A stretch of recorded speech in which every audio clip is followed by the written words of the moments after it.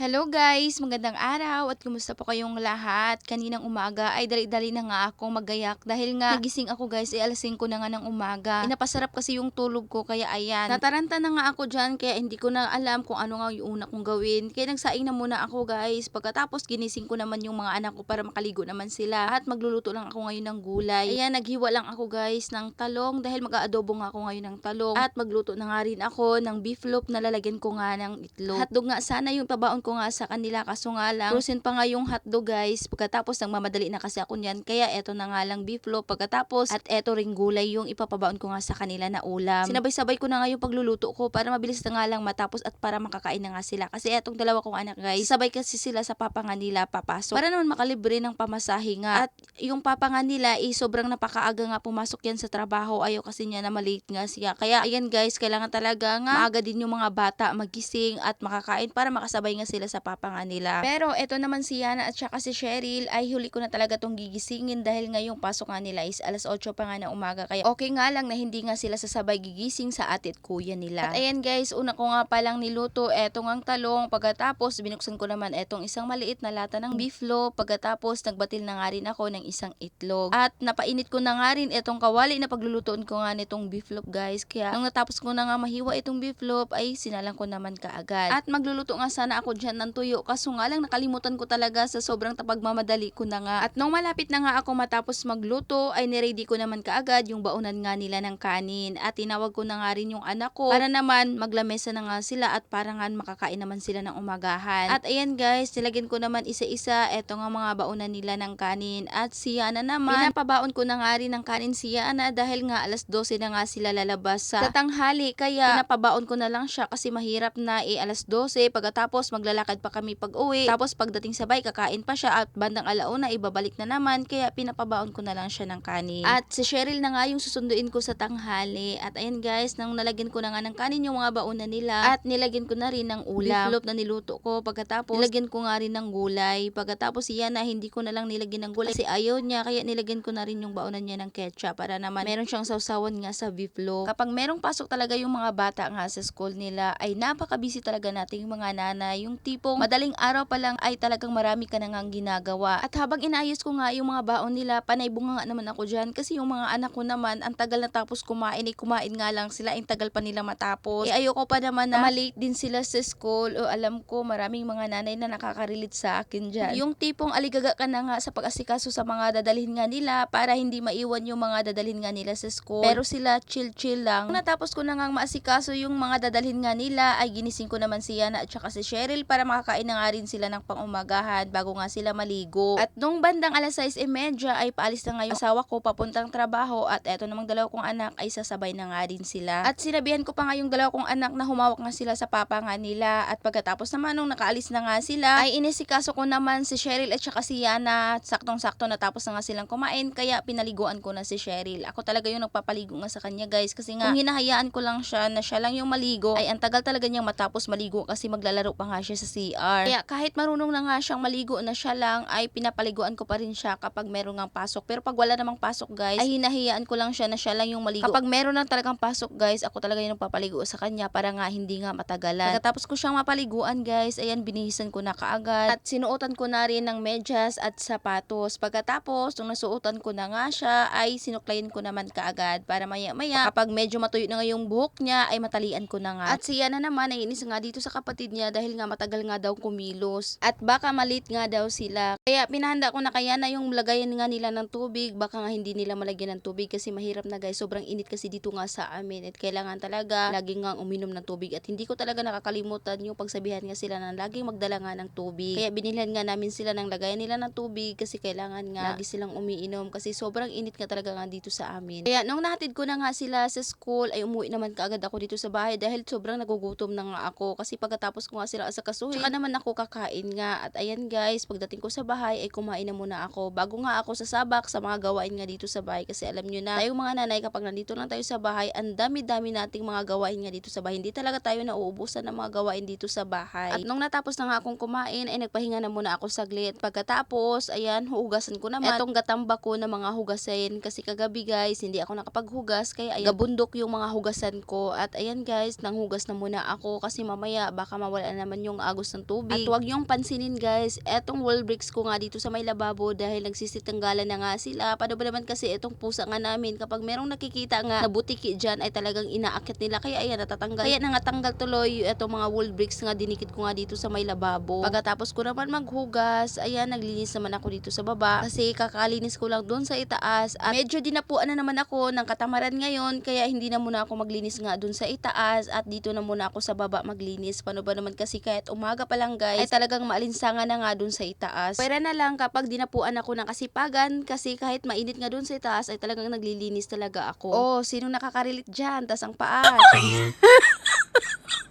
Para naman ganado nga ako dito sa paglilinis ay talagang nagpapasounds talaga ako guys. Nagpapatugtog ako, ganyan ako maglinis kasi nga parang ang lungkot-lungkot ng bahay kapag hindi ako nagpapatugtog, 'di ba? Kasi ako nga lang mag-isa dito sa bahay. Pagkatapos ko naman magwalis, ayan pinunasan ko naman eto nga mga sahig. Pagkatapos kong mapunasan ay naglaba naman ako ng kaunti. Kaunti lang kasi yung mga labahan ko kasi nga araw-araw naman ako naglalaba. At nung natapos na nga ako maglaba guys, ay sinampay ko naman kaagad sa labas ng bahay. Mas mabilis lang kasi ako matapos ngayon maglaba kahit nagkakamay nga lang ako kasi nga kaunti na lang kasi yung mga labahan ko kasi inaraw-araw ko na kasi yung paglalaba. Kasi dati kasi guys, sa isang linggo ay 2 beses nga lang ako naglalaba kaya natatambak yung mga labahan ko. Eh nagsusugat pa naman yung kamay kapag marami na nga akong labahan. Lalo na nga yung mga labahan ko, yung mga puting damit. At yan lang muna for today's video. Maraming salamat po sa inyong panonood. God bless.